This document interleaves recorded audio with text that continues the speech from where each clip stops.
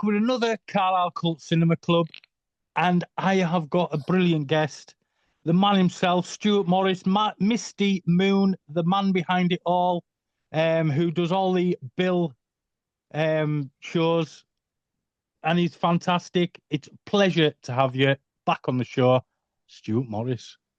What a Thank you. legend. Thank you. Well, I love that. Thank you very much. Thank you for having me back here.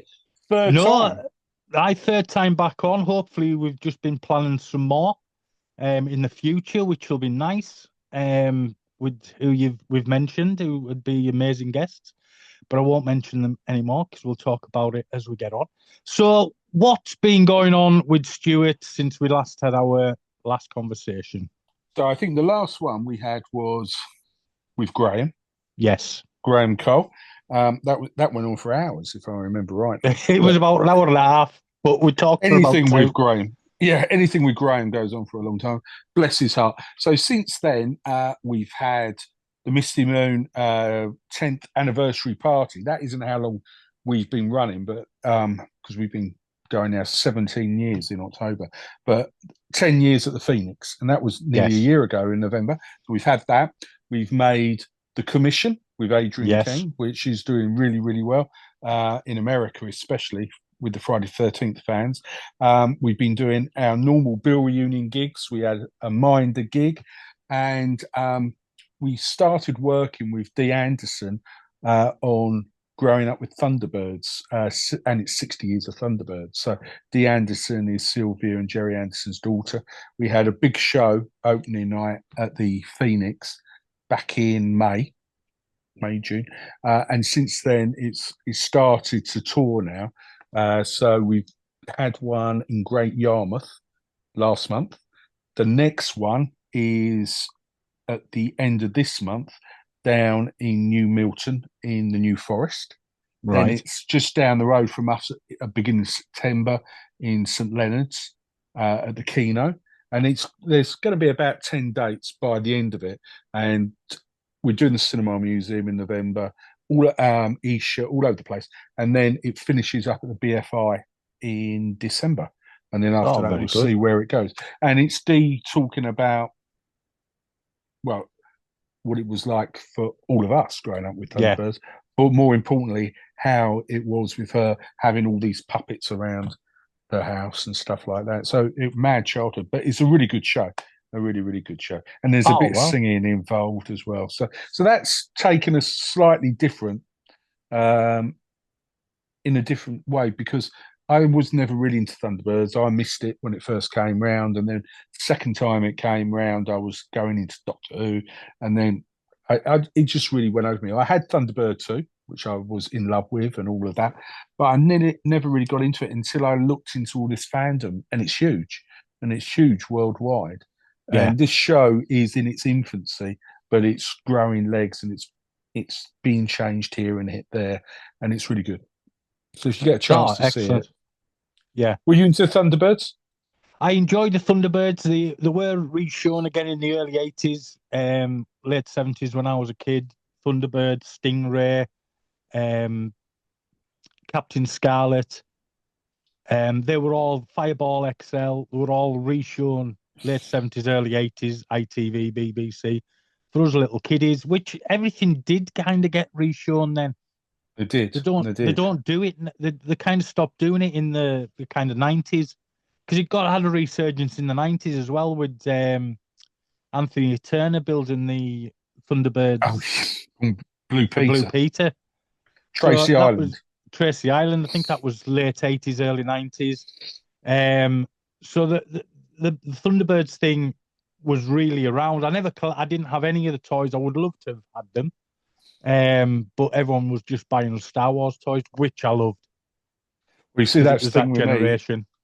When I was little, very little, because I'm a bit older than you, I did have Thunderbird 2. I had the Captain Scarlet blue thing, whatever that was, but I don't ever really remember watching any of it. And then when Star Wars come out, I had absolutely everything.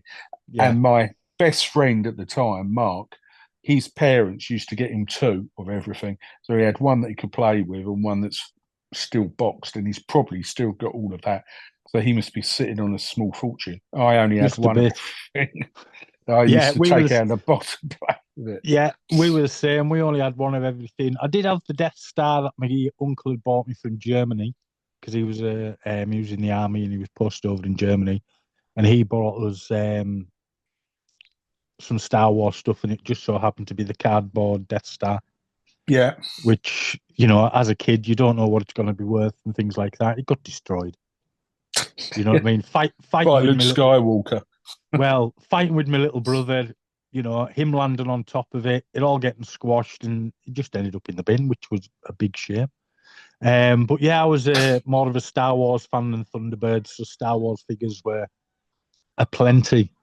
But I Yeah, loved the spaceships and stuff like that, and I had the TIE Fighter, Millennium Falcon, X-Wing, all of it. It was great. But then that was around about late 70s, early 80s. I was getting all that stuff. And then all of a sudden, VHS and my love of slashers. yeah. So that went out the window. All the toys. I was still, as I say, a little bit younger than you, but when we got our VHS player, I think it was about 82. That was it. And my dad was renting all the nasties and happily letting me watch them because we had no censorship except for porn. Yeah. You know, I could watch any horror film I wanted, any slasher film, any gory as hell film I wanted to watch, but I wasn't allowed to watch porn, which was fair enough at that age. But yeah, Yeah. I had a great love of the old VHS, which you can't beat. So what else is? How's the commission been? The commission, sorry, been going? Really, You really said well. there, So it was shot. So this was the last November, end of November. Adrienne King, who everyone knows, Alice from Friday 13th, the original final girl. She's co-founder of Misty Moon. And yeah, because it was our 10th anniversary at the Phoenix, and they were doing a plaque unveiling of Misty Moon, doing the Misty Moon cocktail and stuff, I said to her, I'd love you to be here. And she said, yeah, no, this, right. And I said, and we want to make a film with you, you know. So then it comes full circle. So she came over for that, and she did Darkfest. We got her into Darkfest, so she did Darkfest. And I sat down with my dear friend and director of a lot of our Misty Moon projects. His name's Jason, Jason Reed, and he came up with this idea. A lot of it is like our cottage, really, of Adrienne playing herself, coming to a cottage because someone has commissioned, you see, that's where he got that from, a waxwork of her head. But you don't know who's commissioned it, but you meet the sculptor Dudley, whose name he was named after our mentor and my dear friend Dudley Sutton. So we always keep our Misty Moon people characters yeah, going. And I'm not going to give too much more away than that. So Adrienne is playing herself, Adrienne King. And throughout all of it, there's lots of homages. So I'm in it because I try and get in all the films, but even just like a picture of me or something, a bit like Hitchcock. But this, it was all very guerrilla filming in our village. And so it was a bit like the beginning of Friday 13th, where Annie, the cook, who never gets to Camp Blood, is asking her way and trying to find out how far it is there. And it was great like that. So you see her coming through the village, coming to the cottage, and then there's lots of little homages. There's a painting of hers on the wall. We've got her yellow Mac hanging up in the kitchen. Ooh, and there's a little like that throughout all of it. But I'm not going to give too much away. 5 minutes of pure joy, and it's doing so well. It's last week I announced it's going to be shown in Colorado. Today I've just found out it's going to be shown in New York. With all these brilliant judges that are going to be there, and yeah. we have been invited. But of course, we can't get there. Adrienne may be able to get there for these, but I think this is it's already won 13 awards, which is surprising. 13, that number follows us around everywhere. But for something that was so simple, we wrote it. Well, Jason wrote it. We rehearsed it, and we shot it within 48 hours. That's not bad at all. That's not bad at all. And with a great team. It's the crew that I've always used. We have gone off sometimes to work with other people, but this is the crew that we've worked with since we first started. So so Tomo Davis on sound, Kate Balby on makeup, Jason Reed, basically the genius that's Jason, directs it. He's the DOP on it. He scores it. He edits it. He does everything. And Jen and I produce it and Fantastic. cast it. And David Barry. So this was a bit bizarre as well, because we decided to do it as a filler in for Adrienne, and we needed someone to play the sculptor. And if anything we're doing something, we're not 100% sure how well it's going to go or whatever, I always give David a call. And David Barry, for all the people out there, was Frankie Abbott in Police Sir and the Fen Street Gang. We've done a lot of work with him. And it was literally 8 o'clock on the Tuesday night. I phoned at David and said, "What are you doing tomorrow?" "Nothing." I said, "Well, do you want to come down to the Ostrich in Robertsbridge and play Dudley the sculptor against Adrienne King as herself? You'll have some rusty shears, and I'm not going to give too much more away than that." Sent him the script, and he said, "Yeah, I'll do it for a couple of glasses of red wine," which is what he says to most things. So it was really that tight and that close. And it's brilliant. Excellent. He's won an award. He's won 2 awards, one for Best Actor and Best Ensemble. And he's never, in the 70 years that he's worked in the business, and as a child actor, he went all around Eastern Europe in a play with Laurence Olivier and Vivian Leigh. He's never won an award until now. Brilliant. Absolutely brilliant. Great actor as well, and obviously big friend of Misty Moon. Yeah, and you'll get to see it all at Darkfest, because it's going to get screened at Darkfest. Which I'm looking forward to. I'm looking forward to Darkfest. As I say, hopefully everything lines up and I can be there. Fingers so crossed. what else you been up to then? What reunions have you been planning? You mentioned there was a Minder reunion. So there's Minder reunion. This was the Minder 2 reunion. We had that in February. We had Gary Webster, my good friend Gary, Carl Howman, and George Sweeney. So we had all areas of it. Carl was a footballer, footballer with George Cole and in the Dennis Waterman era. And George was with Dennis and with Gary, so he'd done both sides of it. That went down very well. And we're doing the Sweeney again in September, the Sweeney at 50. We haven't done that for a long time, a couple of years really. And someone come to me and said that they're bringing it out on the Blu-ray. And did I know it was 50 years of it? Would I like to do a reunion to coincide with the Blu-ray? And so, yeah, we're doing that at the Cinema Museum. And who's the guest for the Sweeney? George Sweeney, because you can't have a Sweeney reunion without Tim Cook. There's also David Wicks, the director, producer. He directed a lot of the early Sweeney episodes, but also the film Sweeney. And he did Jack the Ripper. Yeah. And Cheryl Kennedy, Dawn Perlman. And we've also we're also going to do a tribute to Norman Eshley, who was a dear friend who passed away a couple of weeks ago, but he was in George Sweeney's first episode. So David Barry's coming up to do a little talk about Norman, because they were very good friends. And we got a couple of other little surprises along the way. And people should be able to purchase them. Just wait for the distributor to send me some Blu-rays. So we'll have some Blu-rays that they can all sign for a competition. Oh, sweet. Sweet. He played a cowardly policeman, Norman Eshley. He did. In the Sweeney, in that episode. And it was the second episode with, I think George Sweeney had escaped. He'd been caught and put in prison, and then escaped, and that was the one with the cowardly policeman. Yeah, excellent episodes, excellent. I love the Sweeney. Sweeney and the Minder. When I was in hospital, that's all I watched for 4 months. They were on ITV2, and I just kept on watching them. And then when I came home, Minder's great. Yeah, and then when I came home, I rewatched them again every morning. I'd wake up ready for the Sweeney and Minder. Yeah. What about the Professionals? I enjoyed the Professionals as well. Probably more so than Martin Shaw. Well, he certainly didn't enjoy it. Yeah, he didn't really like it at all. And he wasn't really a fan of his co-star either, by the sounds of things. And yet, Lewis Collins. I don't know if you've had Gary Shale on before. No, I'd love to have Gary Shale on. He's a good mate. I haven't seen him for a very long time, but him and Lewis Collins were really good friends. And he always said that he would, if Lewis had been alive, he would have loved to have done a Misty Moon. And that's the same as David Barry saying that about Malcolm McPhee as well. If he was still with us, he would have loved it, or he would have loved Misty Moon, because there's just something.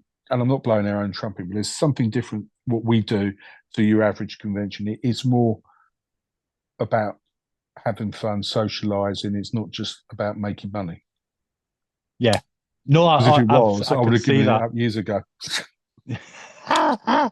Yeah, I know what you mean. But yeah, you do get some fantastic guests for your reunions, I must admit. And I will one day make it down to a reunion. I know I keep saying this, but I will. It's just circumstances, which I'm sure you can understand. Yeah, of course. Well, we're looking at so the one in October, we've got the Bill 14. That's mad. The Bill reunion 14, and of course Graham is always there. He's the linchpin of it because he's the MC. But we've got crikey, my head has gone. Russell Floyd, who played Ken Drummond. Oh, yes. Hawaiian shirt. So he's going to be there. Louise Harrison, who she was quite early on in the 90s. She played WPC Donna Noble in there. Yes. And and we're now also bringing technical advisors on board. So at the last Bill reunion, we had 2 of the firearm officers. Right.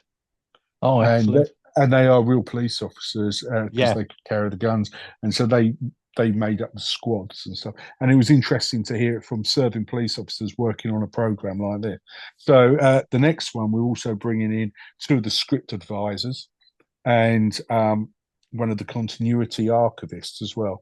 So it's evolving and getting bigger and bigger.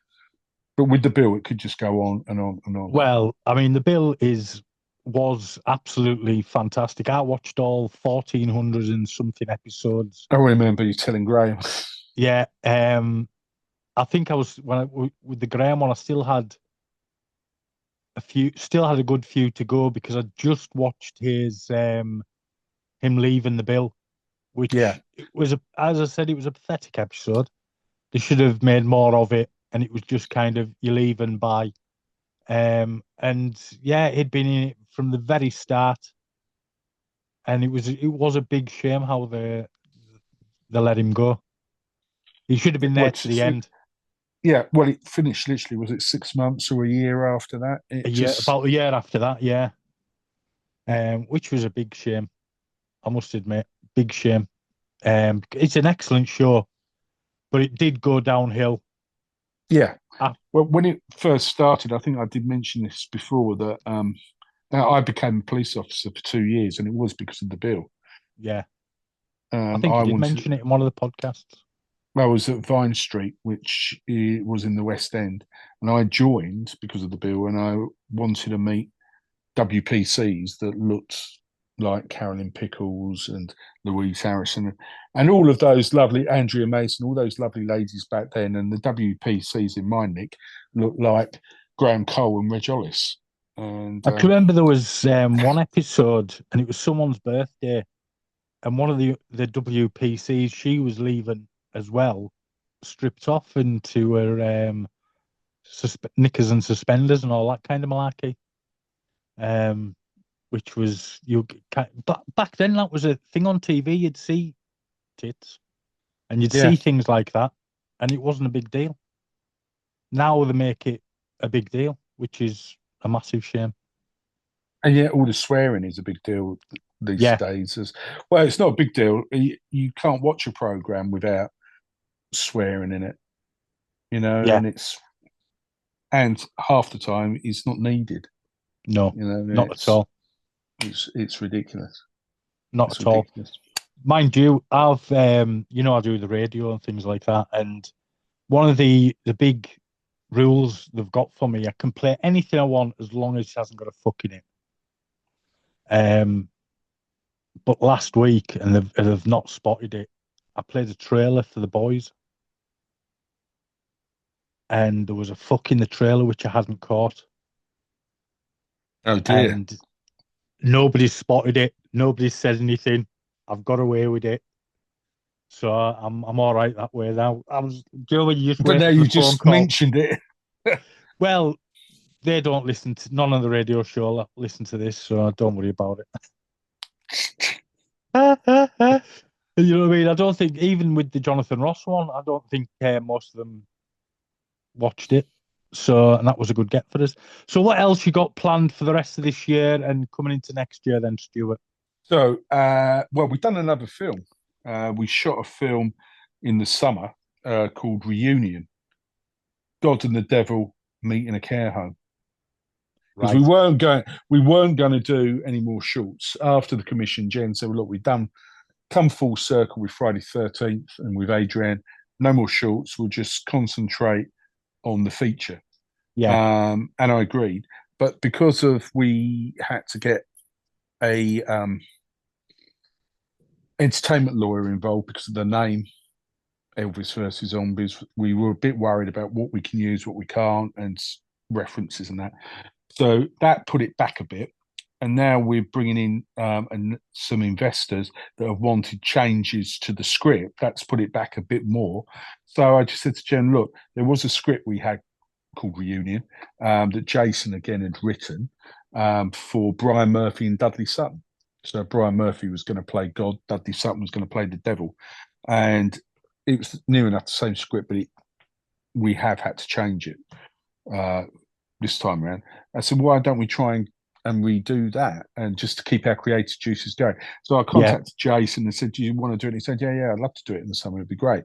I said, well, we got an idea of who could be God, but the devil, why don't we change the devil, flip it on its head, and have the devil as a woman? And he said, yeah, that'd be a great idea. And so he wrote the script to incorporate the devil now as a woman. As a woman. It can change, like God can change. So we've got Bill Fellows, who is great from actor. Middlesbrough, who's a mate of mine who lives not far from us down here, as God, because he's got a great face, and it really worked. And for my devil, I needed someone sassy and very sexy, and so I asked my dear friend Nicola Bryant Perry from Doctor Who to play the devil. Who, yeah, and she loved it and loved the script, and we shot it in Robertsbridge in a day and a bit, and it's been edited and graded and everything now. Jason's doing his wild magic on it, and we're going to do a cast and crew screening at the Phoenix in November. Excellent. I look forward to seeing that then. That'll be and it's very funny. There's some really good bits in it, and it's very clever what Jason's done at the end as well. So no, it's good. It'd be very good. It two won't great get to actors as well. Yeah, No. And Bill's doing Smoggy Queens at the moment. Nicola's heavily involved with me with the zombies. Script, but we are having to have some changes done to that. So, what can you tell us about Elvis versus the Zombies? It's a bunch of Elvis impersonators who get caught up in with a load of zombies, basically. Yeah, well, the first thing I can tell you is we can't call it Elvis versus Zombies. Right. So it's got to be called King. Well, we're going to call it King versus Zombies, and we're changing the lead character's name from Malcolm Porter to Malcolm King. Right. So that gets away with that. But there's still references in there, and we probably will have to bring the lawyer back in once everything's signed off.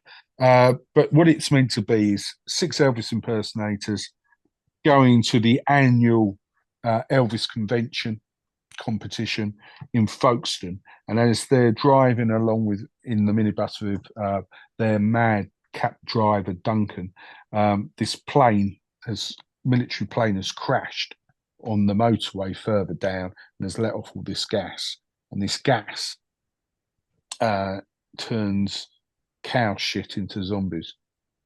Basically, it is mad. But it's very English. And Excellent. Nicola's character, who runs the church hall, she's very tweed but very sexy, a sexy tweed lady, a bit like Miss Marple, but a younger version of Miss Marple. But you can imagine her in tweed, and all she does is starts throwing tea and having vol au vents and all of this. It is very, very. Graham's going to be playing her husband in it, and as well. So they run the church hall. The Elvises end up going there, and the zombies go into the church hall, and it's all like counting score how many zombies they've killed while drinking tea and vol au vents, eating vol au vents. But we have been asked to do quite a few changes, so that script might be a complete change. But for me, because I've never really done a feature. Well, I've never done a feature. It's a learning curve. Of it. And if it takes 5 years to get made, it takes 5 years to get made. Who else have you got involved in that then at the minute? So we've got our new director, and our new director, unfortunately, I'm not allowed to say who he is. Yeah, that was one of the agreements, but he's a very well-known chap, and he's made a name for himself in the industry, in the genre. He's directed quite a few really good films. He has. Films, really, really good. But I'm not allowed to announce him just yet. So we've got our director. We've got Mark Benton on board, as long as he's not doing Smoggy Queens or his other work, Shakespeare and Hathaway. Bill Fellows, Gary Webster, Graham Cole, Nadia Chambers, who was Annette Furman in Grange Hill. She's playing the only female Elvis. We've got Trevor Etienne, who was in London's Burning. He was in when it first started, actually. I think he was in 3 series of London's Burning. Adam Marcus, who was in The Hobbit. Ben Shockley and Paul Kavanagh, who is the writer as well. He's written himself the best role, Duncan. And he is the best role in it. Duncan the Mad, the van driver. But I think he's not loosely based it on himself. It is him, really. If you know Paul, this is him. This is him. So, big cast. So there may be some cast changes along the route as well. But that's how it stands at the moment. Oh, excellent. And Nicola, of course, as Mary Banks. That sounds like it's going to be a lot of fun. And any more reunions planned for end of the year this year? So we got the bill. Oh, so the other thing that we're doing more so of really is going back to how Misty Moon first started, which was show a film and then have a one of the cast or director, whatever, come and talk about it. So we're doing a bit more at the Cinema Museum. So we're showing Dracula Dead and Loving It with Lizette Anthony in October. Oh, very good. We're doing Party with Carl and Danny in November. And then at the Phoenix, because that I think since we last spoke to you, we were doing a lot of work, or we had planned a lot of work this year with Tony Slattery, and bless him, he passed away in January. Great actor. And a real shock, because last we saw him, he was so looking forward to getting back into it and everything seemed to be working for him.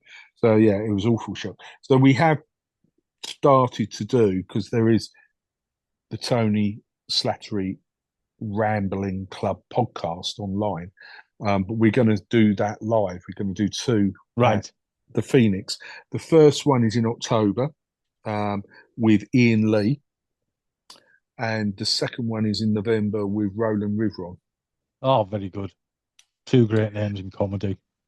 And we're also doing in October, just before Halloween at the Phoenix, Frankenstein Unchained, which is a new take on the story of Frankenstein, with Madeline Smith, lovely Madeline, narrating live on stage, and they've got a brand new soundtrack being played live at the same time. So this is a completely new show. I think it's only been done a couple of times. So it's her and Jason Fredericks. So yeah, so we're doing new things. Yeah. We're trying out new stuff. We're trying out new stuff. What can you tell us about the party one with Danny Peacock and Carl Howman? Well, Carl, Party is a big film for me. I love it. Well, Carl is a good mate, and he pops in quite often actually for a cup of tea in the cottage. And one day he sat down and he said, "Have you seen Party?" And I went, "No." He said, "Would you like to?" I went, "Yeah." He said, "Right, I'll give you the DVD. If you like it, let's talk." And Jen and I watched it, and straight away I loved it. It was like a who's who of the acting world, really. In the 80s and early 90s, all of these actors who were in that film went on to be do great massive. Stuff. Yeah, a lot of them were, in their own right, absolutely massive. And so I said to Carl, we loved it. I said, also for me, because I think it's 82, 83, something like that. I said, that was my 15, 16-year-old me, really, going to house parties, and their parents may be there, or they may go out. But it was just, that's what we were doing, New Year's Eve especially. And he said, all right, let's do it at the Cinema Museum with Q&A. If you can get Danny Peacock and me on stage, would be brilliant. And I spoke to the Cinema Museum, and they said, well, we've got a 35mm print of it. So instead of just showing it off a Blu-ray or DVD, which will make it even more special. The only other time we've done that was last year when we had Kes. We showed Kes, and Di Bradley was there. And that was on 35mm. And it just took you back to when I used to go to the Catford Flea Pit in the 80s, and and the sound, the crackling. It's like putting on a vinyl record. It was great. So I think that will give it a bit more, make it a bit more special. And I said to Carl, well, I'd like to try and show it as close to Christmas and New Year as possible. So we're going to show it the last Sunday in November. So it's going to be the screening first, then Q&A with Carl and Danny, and then a meet and greet afterwards where people get stuff signed. Oh, brilliant. But I just love it, and I'm going to get myself shot here, but I don't care. I've seen Quadrophenia once or twice. It's a good film. I think this beats it. The soundtrack is brilliant. It's a completely different thing, but no, it is like a kid's thing, really. A teenage growing up film. It spoke in a way. It speaks to us more for that time than Quadrophenia did. Yeah. The soundtrack's brilliant. Even if I've got it you on don't vinyl. watch it, or just listen. Yeah, that's my era. I was a teenager in the 80s. We had the best films and we had the best music. Maybe not so much the best haircuts, but definitely the best music and film. Every week I was at the cinema watching something new. Yeah. And you could go and there'd be 2 or 3 films on you wanted to see. Yeah. I mean, look, all the blockbusters, like Gremlins, Ghostbusters, and they're still making these films 40 years on. Why? Because they're good. I think, was it Gremlins and Ghostbusters were both released on the same day? And they both became massive hits. Could you imagine that happening now? No, there's too much of this Marvel rubbish going around. Now, I do like a Marvel film, I must admit. They've been a bit shite lately, but they've come back with the Thunderbolts was excellent. Fantastic Four was superb. Don't you think they've taken over though? They've just taken over everything. There's Jen and I went to see because my horror connection, and I do love. I Know What You Did Last Summer, and when they said they were really big, well, I'm not going to give too much away, but we went in there with not a lot of expectation. We came out like, whoa! I hope they do a sequel to this. Oh, right. Oh, excellent. Then I'll look forward to watching that when I So, can. apart from Jennifer Love Hewitt and Freddie Prinze, whatever his name is, Junior, there's a lot of other homages and Easter eggs to all the other films. right. to the original, and there's a post-credit scene that's 6 minutes long. You can't beat a post-credit stinger at the end of a film, to be honest. But And that was Marvel who kind of brought that in. Yeah, well, the commission has got that. Right. I just hope people, well, it's too short for people just to walk out, but it's the scene at the end that really clinches it. Right. For our, Oh, which Adrienne asked for. So yeah, I think going back to Party, I think there's just something about it. Great cast, Clive Mantle. Yeah. In it, Perry Fenwick. So many, Carolyn Quentin. All great, and I think we do well. I think it's doing well. It look at the museum. It will be brilliant. It'll be really, really good. Yeah. No, it's a great film. And if it works this time around, then we'll do it again with Carl, a bit like with the Bill, and then bring in other guests. But for now, it's just going to be Carl and Danny. And I've got Beth and Esther Charkham. The Charkham sisters are casting directors. Beth actually cast them there. They're going to be there as guests. Anyway. They're going to be there. So that'd be nice. It'll be a nice thing. And you're taking Carl to Darkfest as well. We are. He's coming to do the. We're going to show Expose, and he's going to introduce it. And he's also a judge at the final Misty Moon International Film Festival, which is in October. Excellent. So Jen and I have been running that for 15 years, and we decided this year to call it a day, because when we first started at our gallery, there wasn't many film festivals going. No. And I don't even know if Film Freeway was going then, but we didn't get our films in through that. It was just through social media, and people would send me their DVDs, and that's how we watched them and screen them. And our judges at that one was Adrienne King, Danielle Harris from the Halloween films, and Fenella Fielding and Karen Gardner. Fenella Fielding, of course, Carry On Screaming, who we did a lot of work with, and Karen Gardner, Goldfinger, and Hammer. And that was wonderful. And that was in this little gallery behind a pub in southeast London. And to have those names was brilliant. And so it carried on. And each year we've been getting in lots and lots of submissions. But since the lockdown, they seem to be dwindling off a bit, the submissions. But it wasn't so much that. It's the fact that because there's so many festivals out there, I thought we've done it now. This is going to be the last one, and we're going to go out with a bang. Unfortunately, a lot of people, since I put it out on social media, thought it was the end of Misty Moon. It's not the end of Misty Moon. It's just the end of the film festival. And so we've got Graham Cole's going to MC it, as he has done for the last couple of years. And judges, I've tried to get back some of the older judges. I've got Karen Gardner. She's coming from the very first one. We've got Felicity Dean, Judy Matheson, David Barry, Alan Bryce, Graham Humphreys, Carl, and there are, we've got lots. Plus we've got awards, and we're going to also show 3 of our films, and we're going to also have the winners of the very first Misty Moon Film Festival come to it as well. So there's going to be a lot of stuff all at the Cinema Museum, and it'll be a big party afterwards as well, I'm sure. Well, that sounds like it'll be good fun. Yeah. And, we've always been there to help creatives start out and that, and it's been great, but now's the time to, I think, draw an end to the film festival. But as Asquith always says with our one-man shows, he always says this is the last one, but then he comes back the next year. So we'll see. We may regenerate it, but at the moment, it'll be the last. Any more just planned with Mr. Asquith, Robin Asquith, that is, from the Confessions films? So the next one is Christmas, 1st December at the Phoenix, and it's called Different Times.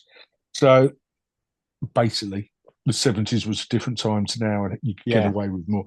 And that's how he's doing it. And then the following week, we're with George Layton and him doing the Colts in the New Forest. And of course, George Layton was in the Sweeney in them He two was. excellent I spoke to him this two morning on the episodes. phone, and with Cheryl Kennedy. Yeah, He was in the first one with Patrick Murray. that's right. I'm going to see if George might do this one, if he's up for doing that. That'd be a But there's good a lot. guest. Well, we do a lot with George with the Colts, and we started to do a thing where, because he's a writer, a very good writer, and he's got a book called The Fib, short stories, and it's on the national curriculum. It's been on the national curriculum for 50 years, and he did a standalone show with us at the Cinema Museum in May, and he read 3 chapters of this book.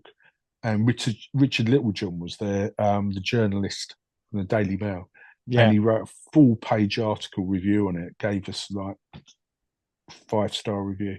Oh, fun! You can't wish for better, can you? So we're going to do another one with him just before Christmas called The Christmas Fib. George Layton telling Christmas fibs. That'd be fun.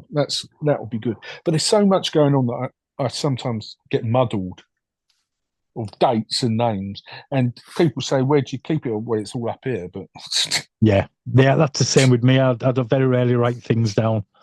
And you know something, I only remembered at 12 o'clock that I had whenever I sent that first link through to you, I remembered that I had a podcast with you.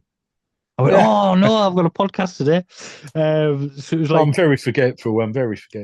People can forget me like that. I'm the same. Trying to sort some stuff out with Charlie Higson at the moment and Mike Mendez, American director. So I think I'm recording with them next week. Oh, that's brilliant. But your Jonathan Ross one was great. And how did you enjoy that? Friends with him on Facebook for a long time. And in April, I sent him a message. And he'd looked at it, but he hadn't looked at it, but he'd looked at it. And then I did a little bit on the bottom. I'm a massive geek. I've got toys like you. Also a childhood friend of Brian Hitch, who he's made a comic with. And I've known Brian since, 1988. He lived 2 doors down from us. And I used to go and pester him. He says I didn't pester him and he enjoyed me sitting there, but I always thought I was being a pest. When I'd go and knock on his mum and dad's door, is Brian in? And I was like 13, 14 at the time. But he says he thoroughly enjoyed it because we were into the same things. So you could have a good crack with us while he's sitting there drawing Superman and Batman and all the rest of it. And I'm talking to him about absolute nonsense and passing pirate videos to him for films for him to watch. So I just sent Jonathan a message in April. Then he got back to me, yeah, I'll do it. So I kind of struck while the iron was hot. And got it all sorted. He said I could have half an hour of his time, and I got an hour and a half. Brilliant. He even had to sneak off for a pee and come back because he was desperate for a pee. Well, I'm a bit like that. Yeah, we're all like, it gets to that age, isn't it? I've actually had a pee while folk have been on talking to them on thing. Because I'm always doing that. Yeah, I've got one of those pee bottles that I just have to with a hose on. Yeah, it's everything for comfort in this house for me. But yeah, so Jonathan was an amazing guest, and I'm glad you enjoyed the interview. Well, he was good friends with my cousin Malcolm Hardy, and who passed away 20 years ago. He fell off his boat and ended up in the Thames, and no one was there to help fish him out. But he was the godfather of alternative comedy. I was going to say, where do I recognise Malcolm Hardy's name from? So he did the Greatest Show on Legs, and the balloon dance, the infamous balloon dance on the adult version of Tiswas, and then it was banned. Yes. So that's my cousin, and we're doing a documentary. I'm directing a documentary that we're starting. Well, it was meant to be next Friday, but it's been put back because of the venue. We couldn't get the venue. And it's going to be talking heads. It's going to be 4 members of the family and then 4 guests. So maybe Jules Holland, Steve Frost, Arthur Smith was one of his best friends. Yeah. Just to do some talking head stuff. And then we will edit it with a lot of his own work. And then we'll try and see if Channel 4, Channel 5 will pick it up. I'm sure they will. I'm sure they will because he was a very beloved figure from memory. And in Edinburgh, yeah, he in Edinburgh they have the awards, the Malcolm Hardy Award every year at the Fringe Festival and stuff. So yeah, he was big. He ran the Tunnel Club in Woolwich um, in the 70s, which was a very dodgy place, and then up the creek in Greenwich was his club. Yeah, so that's another thing that I'm planning. And they've done a documentary before, directed it, but it'd be interesting to see how that goes. And luckily, Jason's done loads of these type of things, so I'll just follow his lead. So Oh, well, that's all that's all fun. right. It's all about It's all having a fun. good editor. It is. It is. And so anything else? And then we'll call this. No, I don't think so. Only looking forward to seeing you. Yes, hopefully Darkfest, 22nd of November. I'll have to get in touch because Alan said he was going to get in touch with Genesis, but I don't know if he has yet. So I'll give them a bell and see what the crack is. Well, we were meant to be doing this year at Riverside Studios, in fact, next week, a retrospective of David Wicks, the director and producer of his life. And we were going to show Sweeney, Jack the Ripper in their entirety, and then have guests throughout the day who talks with David. But unfortunately, the Riverside Studios, it wasn't great access to get onto the stage and that for people of a certain age. So we are now looking at next year at the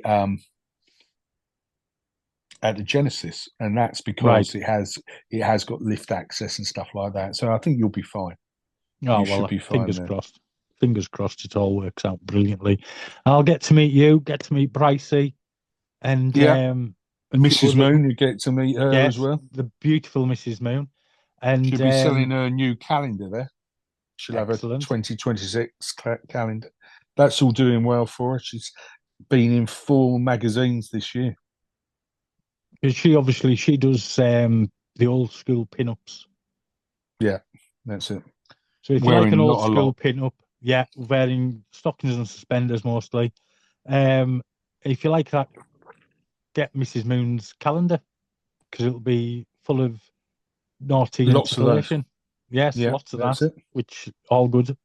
I think that's us then. Yeah, it's been lovely. It's been a pleasure as always. Stick around after we do the sign off, and I'll have a quick crack with you. But yeah, thank you for being here, Stuart. It's always been a pleasure. Thank you for asking me again. No, I've been PD. This has been the Carlisle Cult Cinema Club presents Stuart Morriss. Thank you. Have a lovely day, one and all. Yes, fantastic. Thank you very much.